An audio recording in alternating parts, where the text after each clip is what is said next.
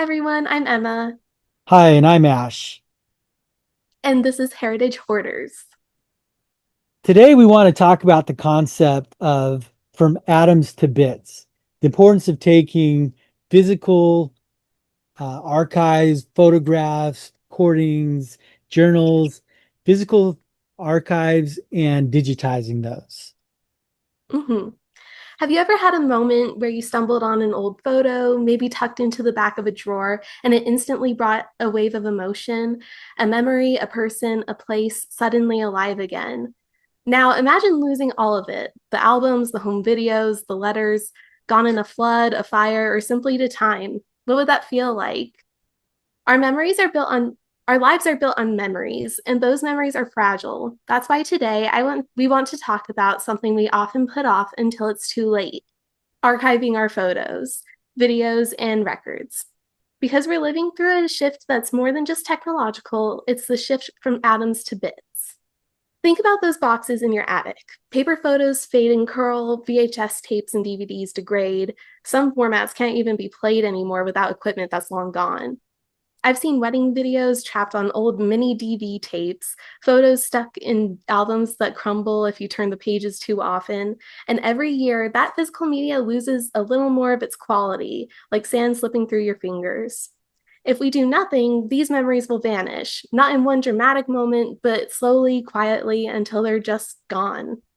So, what does it mean to move from atoms to bits? Ash, do you want to talk about that? Yeah, the concept is so atoms is the physical memories, like Emma explained, photographs, even like tapes of video, that sort of thing. There's one copy, it's a physical thing. They take up space, they're fragile, they could get burned, lost, etc. But taking those and digitizing them, bits is basically a bunch of zeros and ones. It's just digital, and that can be copied, it can be recreated. And once you've digitized that, you can make different copies, you can share that with different people, and those boxes and boxes of things. Um, while I still suggest you hang on to the originals, if you share those with your family, you don't have to make copies and boxes of these copies.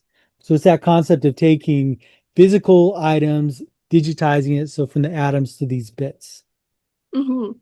It makes things much easier storage wise, and it's, yeah, far more accessible for letting other people see what your family has been through and everything.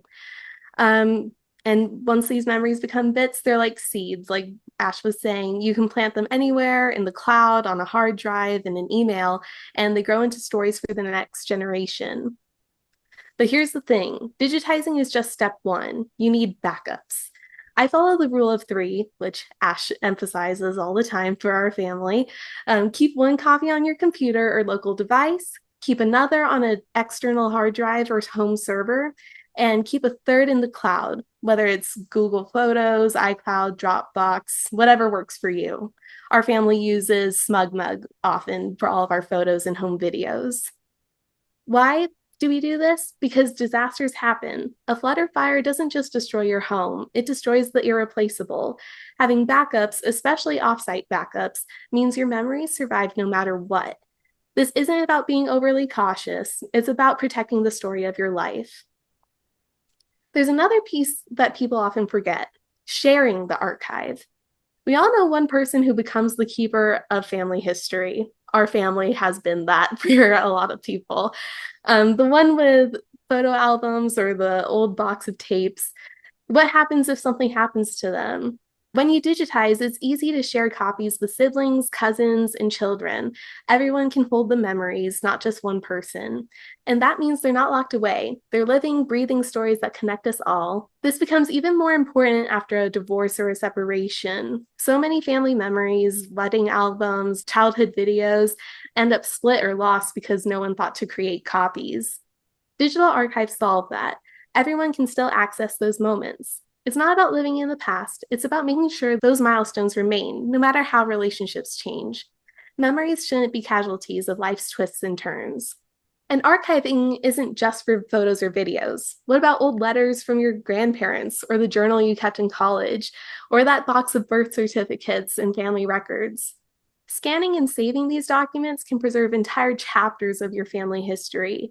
Imagine 100 years from now, your great grandchildren being able to not only see a photo of you, but read your words or hear your voice because you recorded it.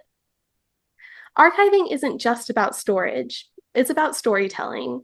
A photo without context is just a picture, but when you add the date, the location, and the story behind it, it becomes history. Create digital albums, make private family websites, record video interviews with your parents or grandparents while they're still here to tell their stories. These are gifts that outlive us all. So, how do you get started? First, gather your physical photos, albums, and tapes. Second, decide whether to scan and convert them yourself or use a service. Third, organize them. Tag names, places, and dates. Fourth, create your backups. And fifth, share the archive with at least 2 family members. It might feel like a big job, but every photo you scan is a memory saved. Every video converted is a piece of life preserved. The longer we wait, the more we risk losing. We're living in a time where we can transform fragile atoms into lasting bits. This isn't just a technical upgrade, it's a way of honoring the people and moments that shaped us. The greatest gift you can give future generations isn't wealth or possessions, it's memory. Start today. Your family will thank you.